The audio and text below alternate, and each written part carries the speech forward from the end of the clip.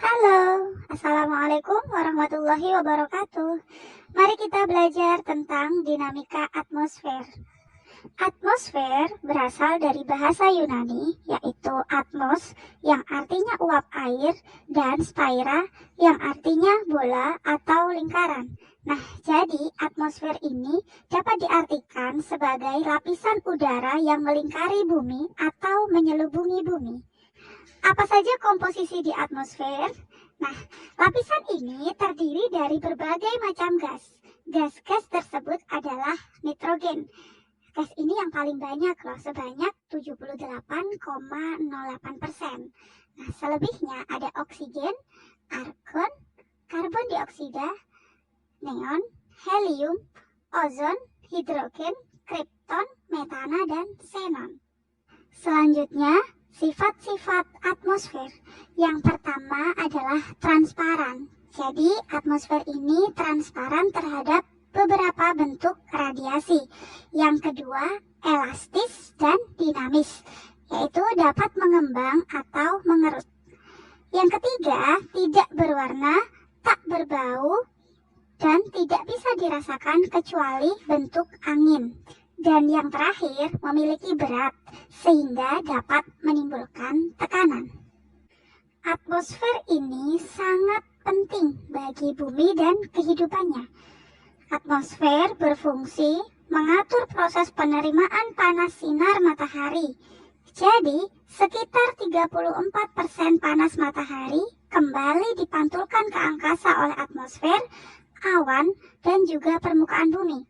Kemudian 19% diserap oleh atmosfer dan awan, selebihnya sekitar 47% sisanya mencapai permukaan bumi. Oke, selanjutnya kita lanjut ke lapisan atmosfer.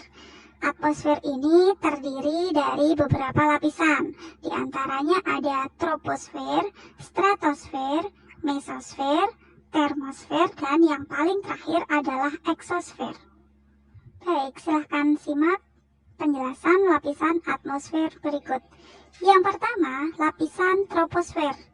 Lapisan troposfer ini merupakan lapisan atmosfer yang paling dekat dengan permukaan bumi. Fungsinya yaitu sebagai tempat terjadinya fenomena iklim seperti hujan, petir, adanya pelangi, dan lain sebagainya. Lapisan ini pada ketinggian 0 sampai 18 km di atas permukaan laut dan memiliki ketebalan yang berbeda-beda di setiap wilayah. Misalkan di ekuator, sekitar 18 km di atas permukaan laut. Nah, jika di kutub, sekitar 8 km di atas permukaan laut. Pada lapisan ini pula, terjadi penurunan suhu udara sekitar 0,5 hingga 0,6 derajat Celcius ketika mengalami kenaikan setiap 100 meter. Ini yang disebut sebagai gradien termometrik. Suhu di lapisan troposfer sekitar 27 derajat Celcius di atas permukaan laut hingga minus 60 derajat Celcius pada lapisan teratas troposfer. Di lapisan troposfer yang paling terakhir yaitu terdapat lapisan tropopaus, di mana lapisan ini merupakan lapisan antara troposfer dan stratosfer. Selanjutnya, lapisan yang kedua adalah lapisan stratosfer. Lapisan stratosfer berada pada ketinggian 18 hingga 60 km di atas permukaan laut. Pada lapisan ini terdapat lapisan ozon pada ketinggian 35 km di atas permukaan laut yang memiliki manfaat yaitu melindungi bumi dari pancaran ultraviolet. Selain itu, di lapisan ini pula pesawat jet terbang. Lapisan stratosfer mempunyai sifat udara yang kering. Dan yang terakhir, terdapat lapisan stratopaus di dalamnya. Lapisan yang ketiga adalah lapisan mesosfer. Lapisan mesosfer berada pada ketinggian 60 hingga 80 km di atas permukaan laut. Lapisan mesosfer ini menjadi lapisan atmosfer yang melindungi bumi dari hujan meteor. Jadi, pada lapisan ini meteor terbakar sehingga tidak sampai pada permukaan bumi.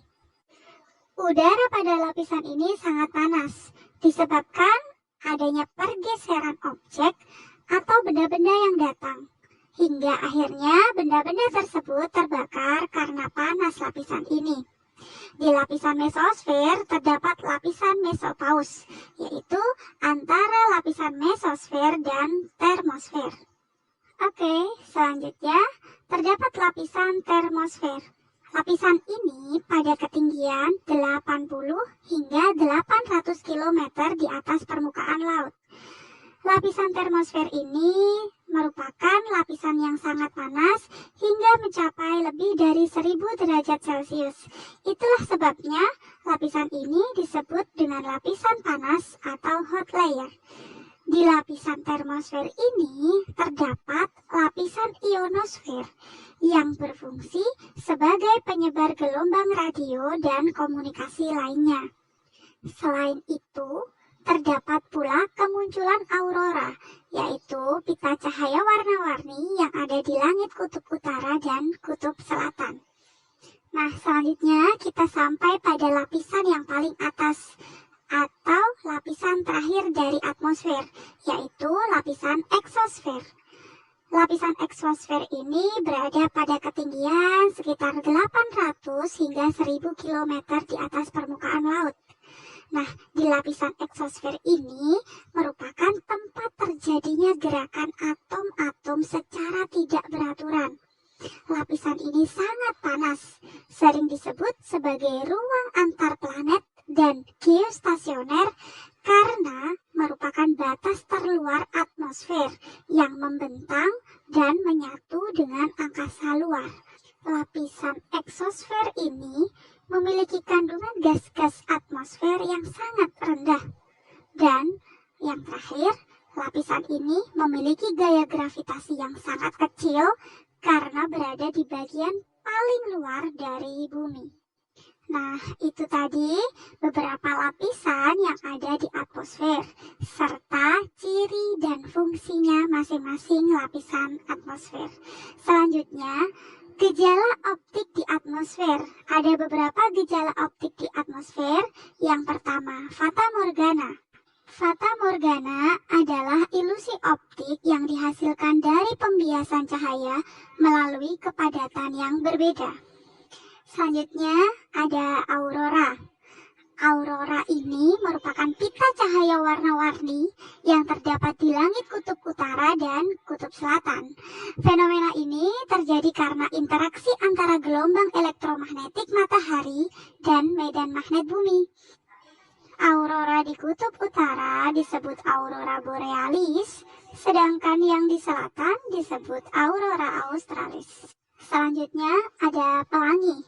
Nah, kita sering kan melihat pelangi ya di lingkungan kita. Pelangi ini merupakan gejala optik yang terjadi akibat proses pembiasan sinar matahari oleh titik-titik air hujan, sehingga terurai menjadi berkas warna atau spektrum warna. Masih ingat kan warna-warna dari pelangi? Oke, ada merah, jingga, kuning, hijau, nila, biru, dan ungu. Selanjutnya ada halo. Pernah kalian melihat halo? Nah, apa sih sebenarnya halo ini? Halo merupakan lingkaran sinar putih yang mengelilingi bulan atau matahari. Biasanya fenomena ini terjadi akibat proses pembiasan sinar matahari atau bulan oleh kristal-kristal es yang terkondensasi dalam jenis awan-awan tinggi. Gejala optik yang terakhir adalah sandikala. Kalau orang Jawa bilang ini meko. Ya, sandikala ini merupakan cahaya berwarna merah kekuning-kuningan yang muncul ketika matahari terbit dan terbenam. Oke, itu saja yang dapat saya sampaikan. Kurang lebihnya mohon maaf. Saya akhiri. Wassalamualaikum warahmatullahi wabarakatuh. Bye-bye.